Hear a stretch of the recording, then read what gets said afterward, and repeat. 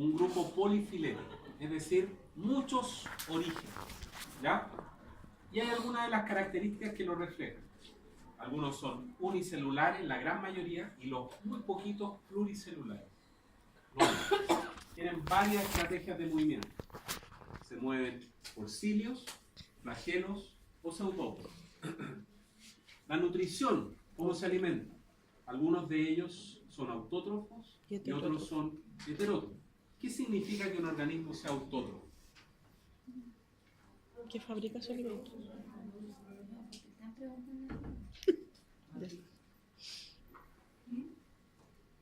Hola. ¿Qué significa que un organismo sea autótrofo? Un autogol. ¿Qué es un autogol? ¿Un autogol? No. Genera su propio alimento, ¿cierto? ¿Ya? ¿Y eso de qué organismo uno siempre lo escucha? De las plantas. De las plantas, Claro. ¿cierto? Es decir, estos protozoos, estos protistas que son autótrofos, algo deben tener de plantas. Ahí vamos a ver qué cosa. El grueso de ellos son heterótrofos, como nosotros. Es decir, debemos procurarnos nuestro alimento. Y tienen varias estrategias de reproducción. Muchas, la gran mayoría de ellos son asexuales, pero también, los menos, tienen reproducción sexual, pero muy simple. ¿Ya? ¿Han escuchado esta? Sí, lo deben haber escuchado en clase, la teoría endosimbiótica. Sí. Sí. También vamos a solamente hacer un comentario muy menor respecto a esto. Esta es una hipótesis, una teoría, que es ampliamente aceptada por la comunidad científica y que responde de una manera concreta y que no ha sido rebatida hasta el minuto de cómo una célula tiene en su interior otros organismos que tienen ADN propio, como son los cloroplastos y las mitocondrias. La teoría más ampliamente aceptada es la teoría endosimbiótica, es decir, que estos organismos fueron absorbidos, tragados por una célula y que allí se produjo una simbiosis, ¿ya? De beneficio mutuo, albergados, ribosoma y mitocondria, y hoy en día estos organelos son vitales para las células. ¿Quiénes son los que llegaron atrasados? Espera un poco, espere. Yo voy a nombrar a los que están porque si no me voy a salir de arriba para abajo. Arriguillaga, Astudillo, no vino nada, ¿cierto? Cabrera, Calderón, Carvajal, acá. Córdoba, acá. Fernández, acá. Lupitsky, acá. Marchesani, ¿sí? Acá. Pacheco, acá. Silva, Varela y Zambra. Acá. Terminamos la.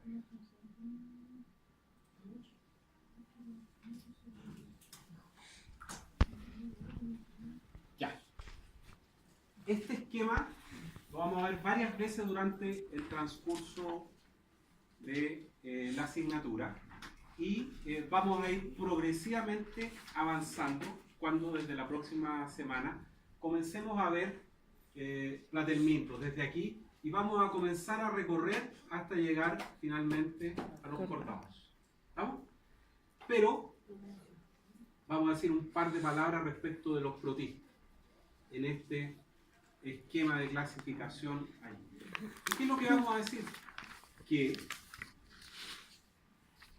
otra hipótesis, a partir de un tipo específico de protista, que es un organismo que se denomina coanoflagelado, se postula, o esta hipótesis formula, que desde allí un protista coanoflagelado se habrían originado todos los animales.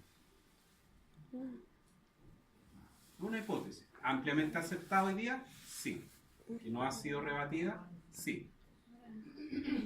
Esa era una célula. Esa célula coanoflagelada, ese protista coanoflagelado, hoy día hay organismos que, en los cuales es posible encontrar un tipo de célula coanoflagelada. ¿Dónde? En las esponjas. Las esponjas es un acúmulo de células coanoflageladas. Después vamos a ver eso. ¿Ya? Y que cada una funciona de manera independiente, pero se unen y forman la esponja. ¿Ya? Esta semana había dicho otro nombre. No creo. ¿Qué cosa? De la esponja parece que tenía otro nombre. Juanocito. No, es coanoflagelado. Si lo dije, se me chispoteó. Es coanoflagelado porque incluso tiene un flagelito. Vamos a ver que tiene una especie Una cola. De apéndice con el cual puede desplazarse. Porque el porífero, todas estas células, los coanoflagelados, se ensamblan, por así decirlo. ¿Cómo? Dijo que estaban como colonias. Claro, y allí forman una estructura a través de la cual pasa agua y van filtrando estos coanoflagelados. ¿Ya? Coanoflagelados, ya. Lo que pasa es que, si es que es esa la palabra que mencioné y que usted está asociando, eso es más característico de nidario, no estará confundiendo con nidario, que el nidario tiene esta célula que descarga, este coanocito que descarga un pequeño arpón o algo así con el cual logra predar y capturar alguna presa, que es el nidoblasto, el coanocito. Yo creo que ahí está la...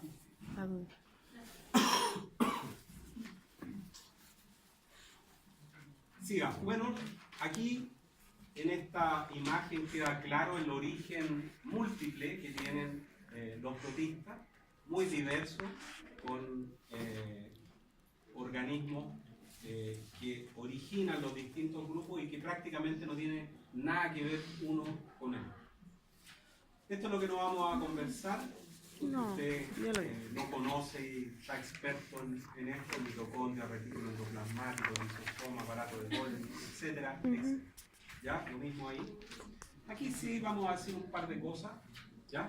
Porque son estrategias de locomoción que tienen estos organismos y que van a tener un doble propósito o un propósito que es usado por los taxónomos de protozoos, porque utiliza o los emplea para ir agrupándolos, porque son tan diversos, son tan numerosos, que las características o las estrategias locomotoras que ellos tienen han sido usados para ordenarlos y clasificarlos, como vamos a ver un poco más adelante. ¿Cuáles son las estrategias, las principales estrategias locomotoras que ellos tienen? La emisión de seudópos, que se producen básicamente gracias a un cambio en la concentración del citoplasma, que se hace más denso o menos denso, y el pseudópodo es una deformación de la membrana plasmática temporal y que puede ser algo más ancha o algo más reducida, y para ello tienen nombres: logopodio, filopodio o axopodio, si es que estos son largos y salen a través de una cubierta protectora, como en el caso de los dinoflagelos. Los cilios y flagelos, otra estrategia ampliamente difundida en los protozoos y que son estructuras similares en cuanto a la estructura morfológica que ellos tienen.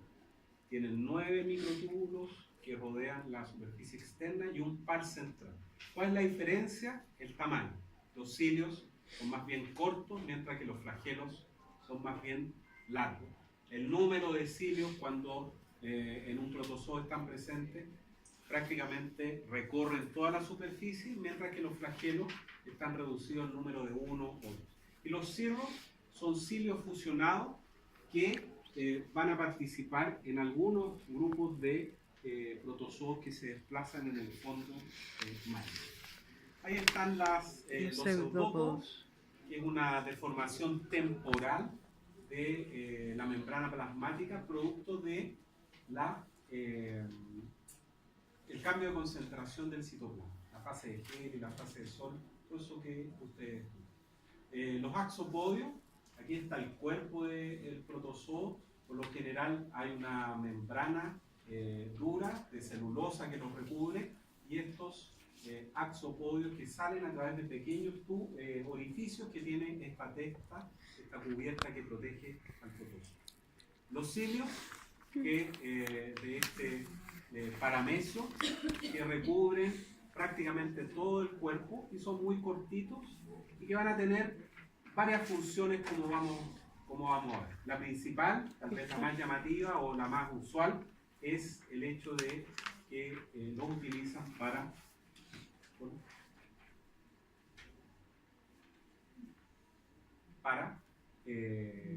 movilizar. Pero vamos a ver que también los pueden usar para otras cosas. ¿Cómo se nutren? Básicamente de dos estrategias. Ahí hay acento acá. ¿Sí?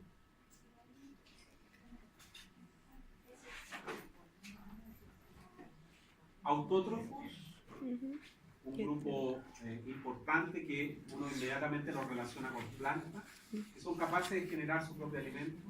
Heterótrofos, que deben procurar su alimento.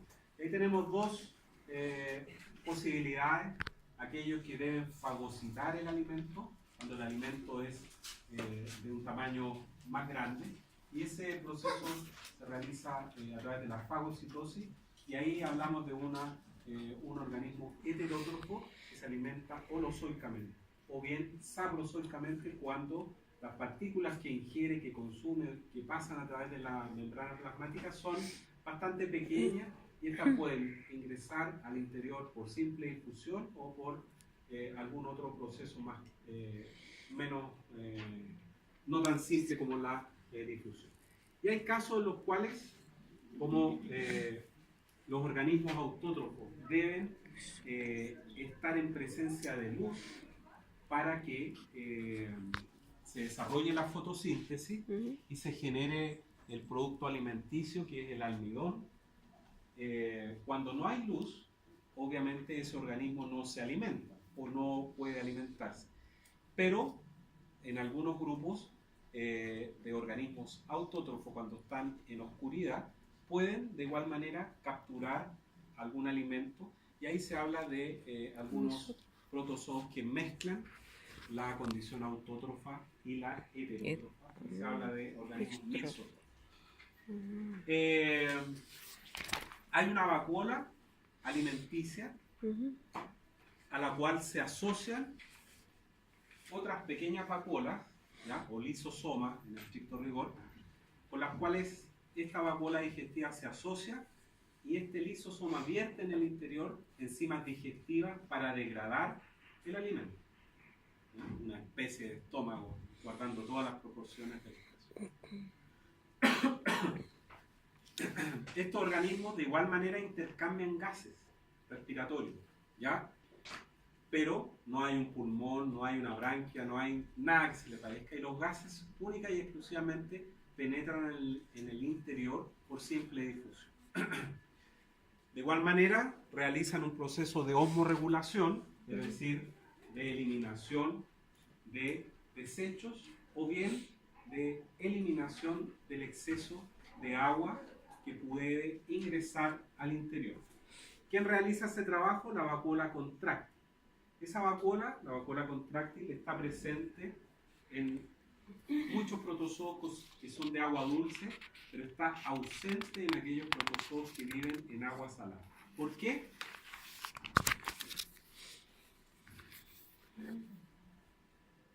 A la galería. Vacuolas contráctiles eliminan el exceso de agua que ingresa al interior. Están presentes en los protozoos que viven en agua dulce, pero ausentes en los que viven en agua salada. Pero explíquenos más, porque no sabemos. Medio hipotónico, isotónico. ¿En qué sabes? Sacaron buenas, ¿no? Las concentraciones son más o menos parecidas, ¿cierto? Más o menos. Entonces, hay un equilibrio entre la concentración externa y la interna y los iones no se mueven hacia uno y no a otro lado. Razón por la cual no tiene mucho sentido, por llamarlo de alguna manera, tener esto. Situación contraria ocurre cuando hay un protozoo que vive en un ambiente de agua dulce y va a producir una salida o entrada de iones y puede provocar en definitiva la muerte de ese órgano. ¿Responden a estímulos como conversamos? Sí, responden a estímulos. De una manera simple, claro. ¿Y quiénes responden a estímulos principalmente luminosos? Aquellos protozoos que son autótrofos, es decir, que fabrican su propio alimento. ¿Por qué? Porque estos organismos que son autótrofos, como la típica y característica eulena, que tiene en su interior cloroplasto, ¿ya? Debe ubicar, detectar una fuente luminosa porque la fotosíntesis se realiza en presencia de luz. ¿Qué es lo que tienen? Tienen un estigma que detecta luz, no formas, no tienen ojo, ¿ya? Solamente detecta cambio en la intensidad luminosa y se orienta hacia ese luz. Pero también pueden responder, como se entenderá, algún estímulo químico, si la concentración en el agua o hay presencia de algún elemento que sea perjudicial, lógicamente ese organismo va a eludir esa concentración. ¿Ya? Hay algunos organismos que utilizan los protistas y los protozoos, que reciben el nombre de extrusomas. Esos extrusomas son modificaciones que se producen a nivel de la membrana de ellos y que pueden servir para anclarse a un sustrato o bien para capturar una presa. Porque cuando ellos son estimulados, cuando se pone en contacto un organismo, otro protozoo, con la pared celular, con la membrana celular, ese extrusoma puede descargar un pequeño cilio que va o a capturar una presa o al menos alejar. Lo mismo que los tricocistos que están presentes principalmente en los paramecios que son ciliados. Y esos tricocistos también van a actuar como un mecanismo de defensa en este grupo.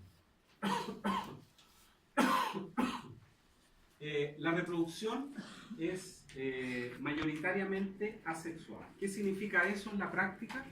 Que no hay un intercambio de material genético entre dos organismos, razón por la cual el organismo resultante es exactamente igual a el que lo originó, tanto genética como morfológicamente. Y unos pocos tienen una reproducción sexuada, y básicamente la reproducción sexuada que se presenta es en los paramecios, en los ciliados, y lo que se produce ahí es la conjugación. Recuerden ustedes que el paramecio tiene dos núcleos, un macro y un micronúcleo. El macronúcleo se preocupa de coordinar todas las funciones fisiológicas, por llamarla de alguna manera, mientras que el micronúcleo está encargado de la reproducción. En la conjugación, estos dos micronúcleos de dos protozoos ciliados se ponen en contacto e intercambian material genético, razón por la cual hay cierta variabilidad genética en los organismos resultantes, mientras que en la reproducción asexuada, cualquiera de estas sea, no hay intercambio de material genético.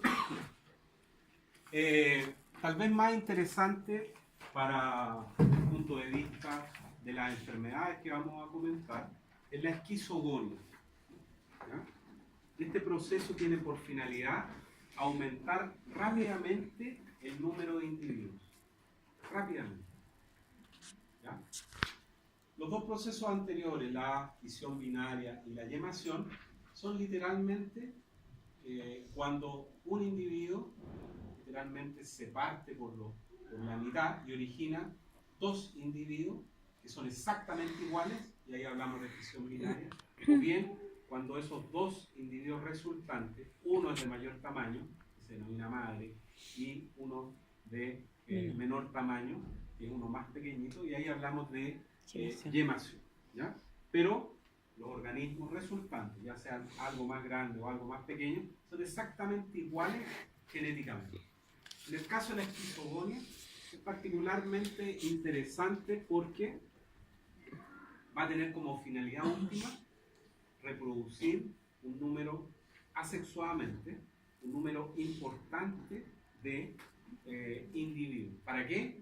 Cuando un organismo patógeno ingresa a un hospedero potencial y puede desarrollar esa modalidad de reproducción, rápidamente aumenta su número para que los mecanismos de defensa que tiene ese huésped no sean capaces de eliminarlo o combatirlo.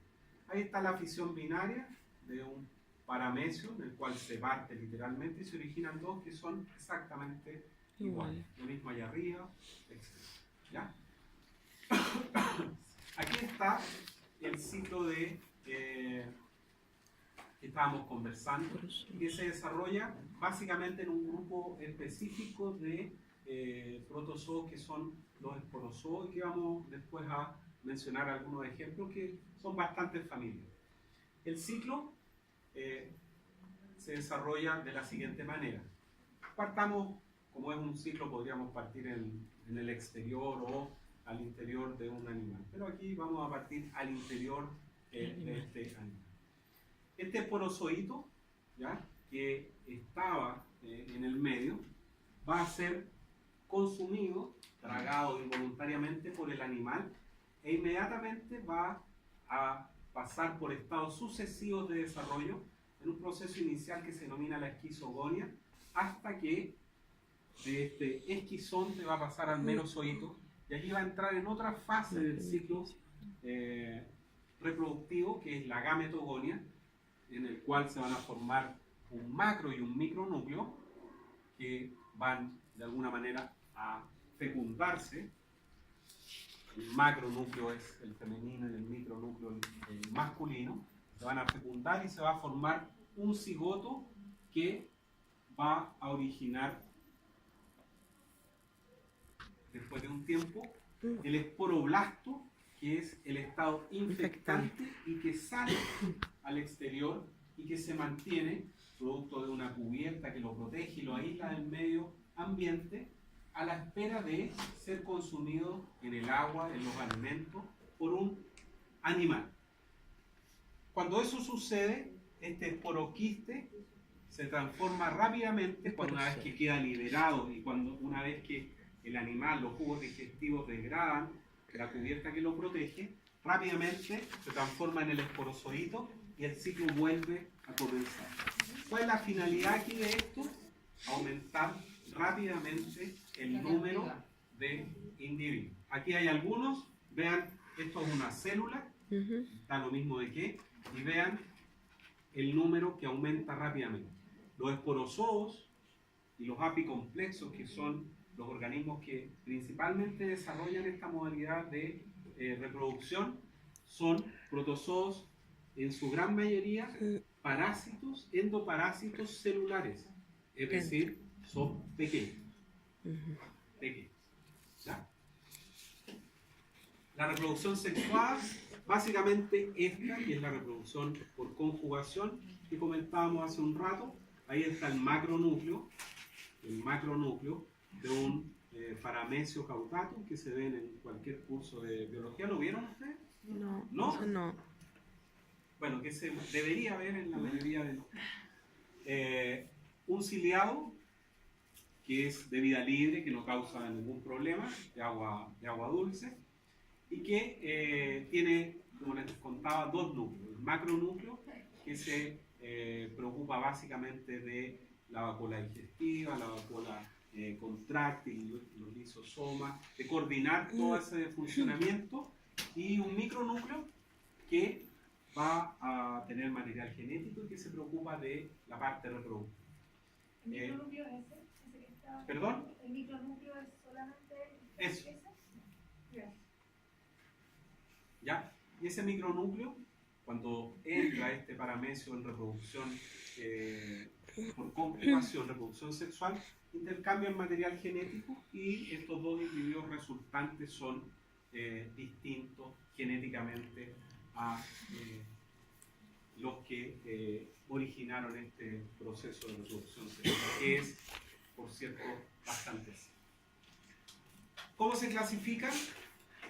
Es un grupo, como comentamos, bien disímil, bien distinto, polifilético, y que una forma muy simple de clasificarlos es utilizar las estrategias locomotoras que ellos tienen. Como, por ejemplo, en el primer filum de los sarcomastigóforos, reúne a protozoos que se mueven gracias a la emisión de pseudópodos y la presencia de flagelos. El segundo grupo, los apicomplexos, son protozoos que carecen de estructuras locomotoras. ¿Por qué? Porque ellos viven como endoparásitos celulares en distintos grupos animales. Lo mismo que los microspora y los mixozoa, que también son parásitos en distintos grupos animales, como los microspora en las abejas y los mixozoa en algunos peces. Y los ciliados utilizan como estrategia locomotora la presencia de cilios. Veamos algunos de los representantes. Los sarcomastigóforos. Los sarcomastigóforos reúnen protozoos que tienen flagelos y pseudópodos como estrategia locomotora. No al mismo tiempo. Esta es una gran agrupación. Las dos grandes agrupaciones inferior en rango a ese filum sarcomastigóforo es el subfilum mastigóforo, que usan flagelos para moverse, uno, dos o más, y los sarcodina, que tienen o emiten pseudópodos para desplazarse. Algunos ejemplos. Dentro de los mastigóforos, es decir, dentro de aquellos que tienen flagelos como estructura locomotora, tenemos los fitomastigóforos y los zoomastigóforos. Ese prefijo fito hace alusión a que ellos tienen algunas características que los acercan a las plantas. ¿Cuáles? La presencia de clorofila dentro de los cloroplastos. ¿Para qué sirve eso? Para que estos fitomastigóforos puedan fabricar su propio alimento. Por consiguiente, ese grupo uno debe inferir que son protozoos con flagelos y son protozoos autónomos, es decir, que fabrican su propio alimento. Estos bichos son vitales para la mantención de la vida en el planeta. ¿Ya? No es menor la pega que ellos hacen. ¿Por qué? Porque se libera oxígeno producto de la fotosíntesis. ¿Ya? Son parte no menor de las cadenas tróficas. ¿Ya? Muchos animales, una cadena que consumen este tipo de protozoos, son después consumidos por otro más grande, etcétera, etcétera, y ellos son parte vital por el número, por la cantidad de las cadenas tróficas. ¿Ya? Dentro de los fitomastigóforos hay un grupo importante que son los dinoflagelados. Los dinoflagelados son protozoos causantes de lo que se conoce como mareas rojas, y que, producto de la Semana Santa que pasó hace algunos días, ¿cuándo fue? ¿El fin de semana? El fin de semana pasado, escuchamos frecuentemente en las noticias que la Seremi de Salud andaba haciendo una inspección, o que en tal parte del sur de Chile se decomisaron mariscos y pescados porque había presencia de marea roja. ¿Quién produce la marea roja? Un protozoo. que es del grupo de los fitomastigóforos y específicamente un dinoflagelado. ¿Qué es la marea roja? A descansar de un rato.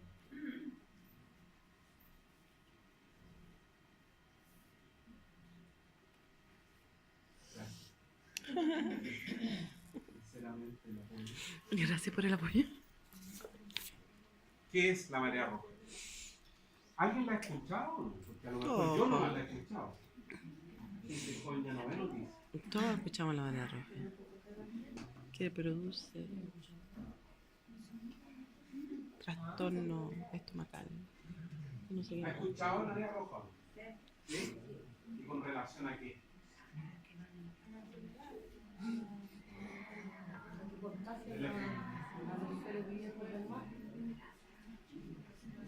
¿Qué cosa más? ¿Por qué? ¿Por qué? Aumenta la temperatura del mar. ¿Aumenta la temperatura? ¿Por eso no se pueden consumir? No, porque eso genera el crecimiento de... ¿Ya? No, de...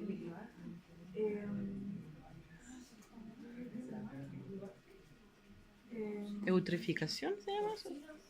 sí. Es una toxina.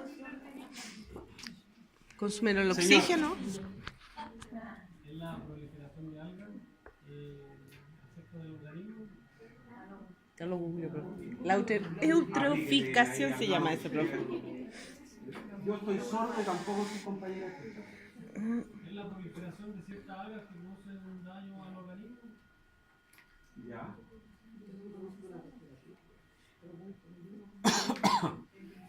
Y esas Porque algas, consumen el oxígeno. ¿cómo te llamas tú?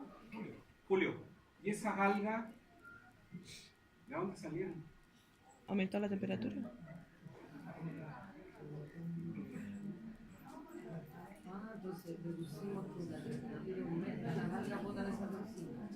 Proliferan las algas cuando aumenta la temperatura. Que no son algas. No son, ¿qué son?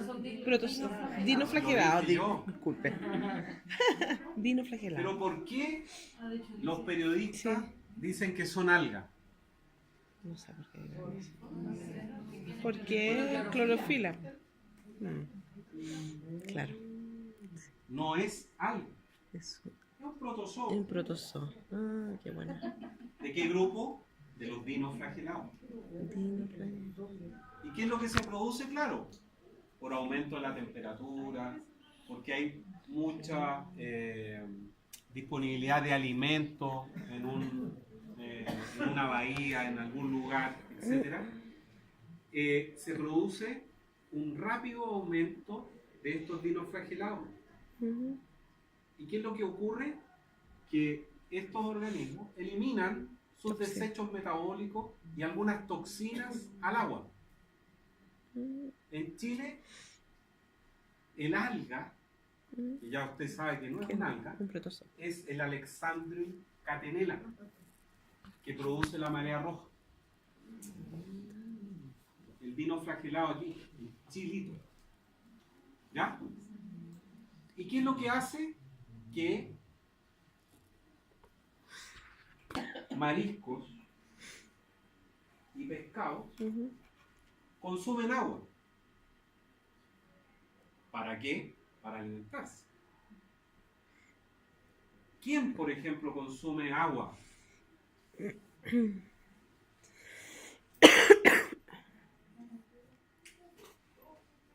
¿Ha visto algún organismo que filtre agua?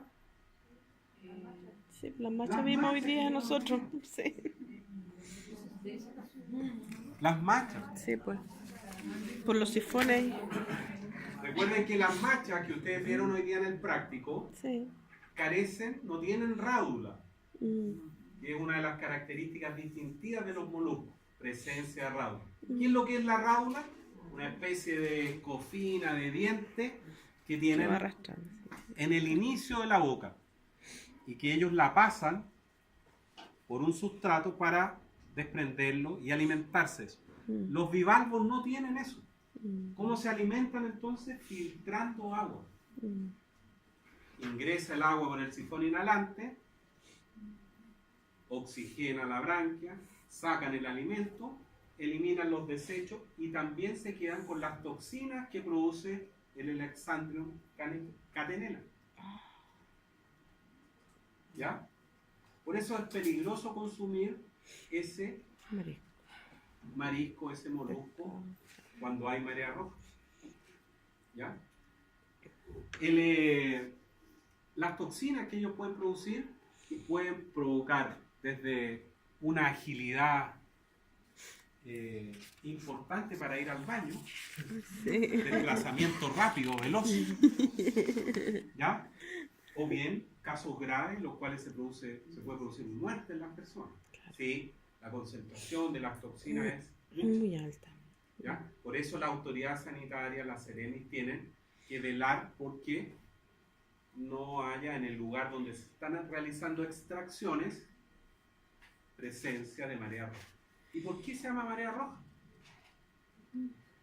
Porque cuando se descubrió por primera vez o se asoció este cambio en la coloración del agua de mar, el dinoflagelado producía una toxina que colocaba el agua de color medio rojizo. De ahí viene el nombre. Imagínense la creatividad de la gente. ¿Ya? Esta no. O sea, la marea roja en Chile es desteñida. No es roja. ¿Ya? Y eso tiene peligro. Porque por eso hay que hacer ahí alguna prueba y la gente tiene que ir. Tenéis que hablarme fuerte porque estoy ¿Esas solo. toxinas cuánto el periodo que, por ejemplo, en este caso la macha está con esto? ¿O se va?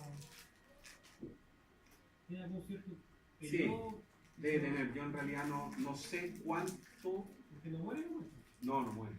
No muere.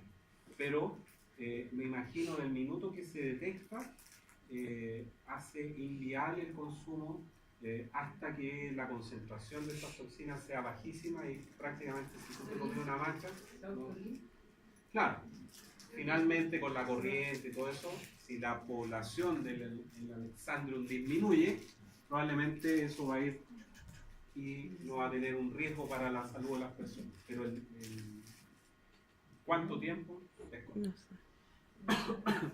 El otro grupo son los zoomastigóforos. ¿Ya? Tienen flagelos, pero no tienen nada cloroplasto ni clorofila, y por eso ese prefijo de zoo que hace relación a los animales como nosotros, que aunque nos coloquemos una semana al sol, no vamos a fabricar ni una gota de comida, de alimento. Hay una serie de protozoos, zoomastigóforos que tienen importancia para el hombre. Tal vez el más importante que usted tiene que conocer, uno que circula aquí en Chile, que es el tripanosoma. Y específicamente el Trypanosoma cruzi, que es el agente causal de la enfermedad de Chagas, ¿ya? O Trypanosomiasis americana. Después vamos a hablar otra vez de él. Aquí hay una foto de marea roja. Ah, En Chile no se produce así, ¿ya? No se produce así. Trypanosomiasis causada por el tripanosoma, por estos zoomastigóforos, que son protozoos que se desplazan emitiendo pseudópodos, o sea, flagelos, perdón, ¿ya? Y que carecen de cloroplasto. Es decir, son organismos heterógenos. Las tripanosomiasis son básicamente dos: tripanosomiasis africana y tripanosomiasis americana. La tripanosomiasis africana se da en África, y la americana en América, principalmente América Central y América del Sur. Esta que está acá arriba es el vector de la tripanosomiasis, del patógeno que causa la tripanosomiasis africana, que es la mosca tsetse, y que produce la enfermedad del sueño, que varios de aquí lo he visto que tienen, aunque nunca hayan ido a África. ¿Ya? Mi hijo en la mañana sufrían de eso, tripanosomiasis africana. ¿Por qué se llama enfermedad del sueño? No es que produzca sueño, sino que Fatiga produce crónica. un letargo, porque el Trypanosoma brucei, que es el agente causal de la enfermedad de la tripanosomiasis africana, afecta al sistema nervioso central.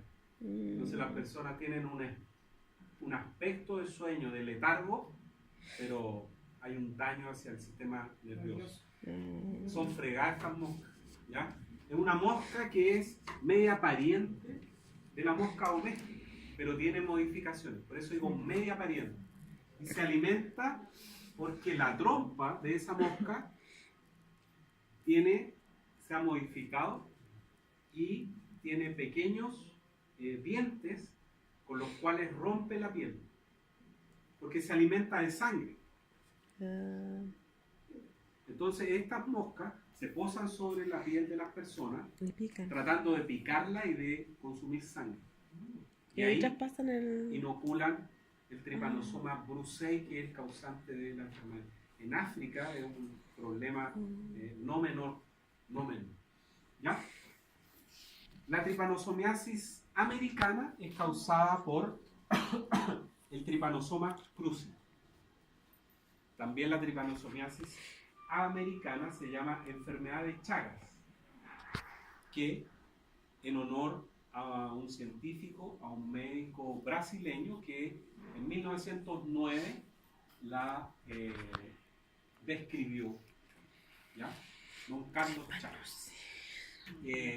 ¿Cómo se produce esto? Este insecto, que es una vinchuca, ¿ya? Vinchuca, sí. Vinchuca. ¿Estoy hablando muy despacio? Vinchuca, ¿ya? Que es una palabra quechua que significa dejarse caer. Dejarse caer. Hay varios que se dejan caer siempre. En caso hay una fiesta, un asado, alguna cuestión. Pololos de repente. Le vamos a poner vinchuca. ¿Ya? Ya llegó el bicho. ¿Por qué? Porque antiguamente, o todavía, en zonas donde las construcciones son De adobe. precarias, de adobe, de barro con paja solamente, estas vinchucas tienen un hábito, un comportamiento crepuscular o derechamente nocturno. Es decir, durante el día están escondidos. ¿Y dónde se esconden? Cuando la construcción es de adobe, eso con el calor, con el sol se resquebraja, y ahí se esconden estos bichos. ¿Ya? ¿Dónde hay en Chile vinchucas? Desde Arica hasta la zona de Rancagua, más o menos. Más al sur, no. ¿Ya? Es bien interesante el proceso de picada de estos bichos. ¿Cómo? Porque lo voy a preguntar porque ya lo dije. ¿Cómo transmiten un patógeno los zancudos? Cuando pican. Pero de a uno vamos a tomar. ¿Cómo? Ya, pero un poco más. Inoculan. Para hablar por WhatsApp, hay, pero acá para responder, ¿qué le pasó? Tienen Eso, anticoagulante. inocula saliva. ¿Qué tienen Inocula anticoagulante? saliva. ¿Por qué era eso? Porque dijimos ya varias veces que lo primero que hace un insecto hematófago es inocular saliva. ¿Por qué? Porque en la saliva Tiene un hay anticoagulante. anestésico y una serie de proteínas que modulan la respuesta del hospedero. Y los patógenos, los virus, las bacterias, los protozoos, supieron eso, entre comillas, y se fueron a vivir a las glándulas salivales. Y desde allí son transmitidos a otra persona. Pero aquí este bicho es hematófago también. Me voy a acercar porque si no, no lo voy a hacer. La vez pasada, ¿Qué dije yo? la vez pasada explicó la del virus. Del dengue, pues. Del dengue. ¿Hace el mismo proceso? Eso voy a explicar ahora. Si usted me deja hablar. ¿Ya? Eso voy a explicar porque es distinto. Estábamos explicando lo que yo dije la vez anterior, que en los mosquitos y en muchos bichos, el dengue, la malaria, el zika, chikungunya, fiebre amarilla, los patógenos que causan esa enfermedad viven en las glándulas salivales. Y cuando el bicho va a picarnos, lo primero es saliva y ahí salen estos patógenos. Pero acá también la vinchuca inocula saliva, pero el tripanosoma no vive en las glándulas salivales, vive en la parte terminal del recto. Entonces, ¿qué es lo que pasa? Este bicho, como todos los insectos que son hematófagos y las garrapatas también, se llenan de sangre porque consumir sangre en la naturaleza es como que a uno lo inviten a un asado gratis de lomo vetado. No ocurre eso siempre, ¿cierto? Guachaló, asado carnicero, pero de lomo no. ¿Ya? Entonces, estos bichos consumen mucha sangre. ¿Y qué produce eso? Que restos de sangre, restos de heces fecales y de orina que también sale por este mismo conducto, salga una vez que este bicho consume tanta sangre. Y queda el tripanosoma en ese caldo. Una vez que deja de picar el bicho, a todos nos ha picado un zancudo, se produce una reacción alérgica. Y la picada es preferentemente de noche, porque estos bichos son crepusculares y nocturnos. Entonces uno durmiendo se toca, se pasa a llevar el bicho y puede o tragarse el tripanosoma o el tripanosoma entrar a través de la mucosa del ojo. ¿Ya? Después vamos a volver sobre el tripanosoma para que veamos las especies y todas las cosas.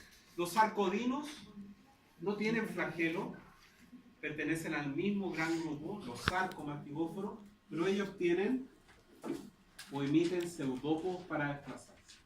¿Ya? Hay uno de importancia médica, sí, la entomeba política. Frecuente, ¿dónde? En las heces fecales de las personas. ¿Cuándo son frecuentes? En verano. Cuando uno de repente le da una diarrea, una gastroenteritis, muchas veces es producto de que comió caca. Bueno, pero si es verdad, ¿qué quiere que haga? Sí. ¿Ya? Entameba histolítica. También. Y Balantidio, coli también, que es un ciliado que también produce esta enfermedad. ¿Ya? Los apicomplexos son protozoos que no tienen nada para moverse. ¿Por qué? Porque la gran mayoría de ellos, por no decir todos, son endoparásitos celulares. Son pequeños, muy pequeños. Ellos realizan esquizogonia y esporogonia, es decir, se meten dentro de una célula y se empiezan a reproducir como locos para aumentar su número. La célula la revientan literalmente y quedan liberados y se meten dentro de otras células, las revientan y así van avanzando y en horas tienen un órgano blanco, copado e infectado al organismo. ¿Quiénes?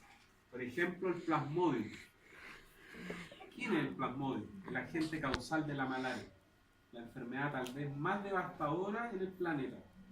Millones de personas afectadas en el planeta con malaria, principalmente niños, en regiones tropicales y subtropicales. ¿Ya? Los coccidios, las eimerias, que producen también problemas graves en animales de producción como cerdos, aves, etc. ¿Ya? Y que pueden causar la muerte o la devastación de un plantel de aves o de cerdos. ¿Cómo se transmite eso? Por el agua y las heces. El agua con las heces contaminan el agua de un animal enfermo, todos empiezan a tomar agua y se enferman rápidamente. Queda la escoba. ¿Ya? Aves de corral, las eimerias y las isosporas también son del mismo corpo. Lo mismo que el Cryptosporidium, otro agente causal de diarreas en el humano. Estamos hablando de diarreas complejas y graves porque son causadas por un protozoo. ¿Ya? Toxoplasma, toxoplasmosis también complicado, particularmente en el primer trimestre de una mujer que está embarazada, porque puede provocar daño a nivel del sistema nervioso central y la guaguita nacer con problemas. Así que hay que tomar el debido resguardo. No hay que ir a matar los gatos, ni mucho menos tirarle por la ventana para afuera, sino que hay que parasitar los gatos. Si los gatos son cazadores o salen al exterior, como es bien probable que sea, tomar el debido resguardo, hacer la manipulación de las heces fecales, porque ahí están, con cuidado, porque se puede aspirar el toxoplasma e infectarse. Así que hay que tener cuidado y hay que, ustedes que van a trabajar en eso tienen que saberlo y difundirlo, porque es un asunto que ocurre aquí en Chile, no a 10.000 kilómetros de distancia. ¿Ya? Como decía, particularmente importante en animales de producción, en planteles que pueden dejar la tremenda escoba, literalmente. ¿Ya? Aquí está el ciclo biológico de un apicomplejo, como mencionábamos ya, clave, que es Hola. un zancudo que está infectado con plasmodium y que logra infectar a una persona, ¿ya? Dentro de un mamífero,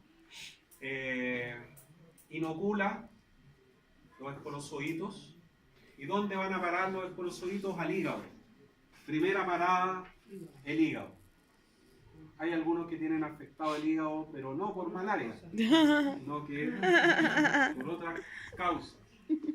¿Ya? Y allí, dentro del hepatocito, dentro de la célula del hígado, comienza a transformarse esto y a cumplir y a pasar por todas las etapas que vimos hace un rato. Y salen desde allí los merosocitos. ¿Y dónde van ahora? A los glóbulos rojos. ¿Ya? Y allí comienzan a reproducirse. Y una de las, tal vez, de las características más conspicuas que tiene la malaria son los temblores de las personas. Tiritar. ¿Cuándo?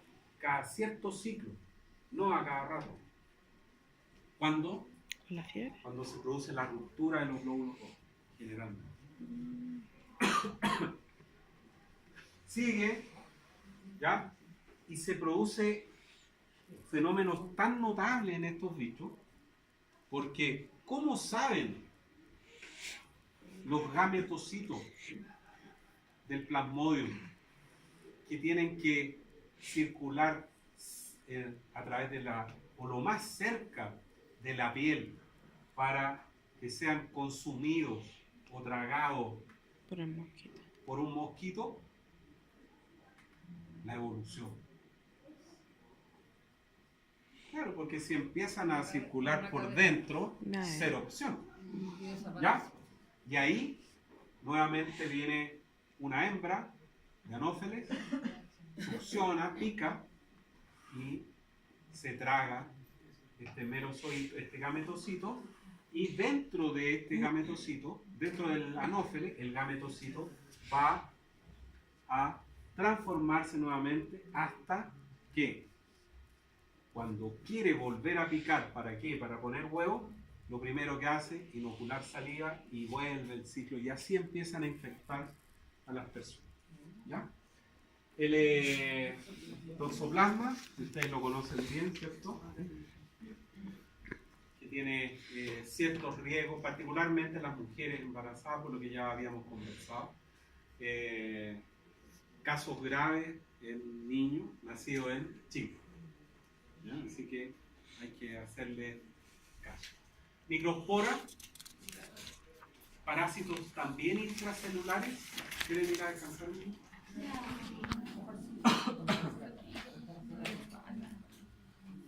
2 minutos, va a ir a las casitas, tomar agua. 3 minutos. 4.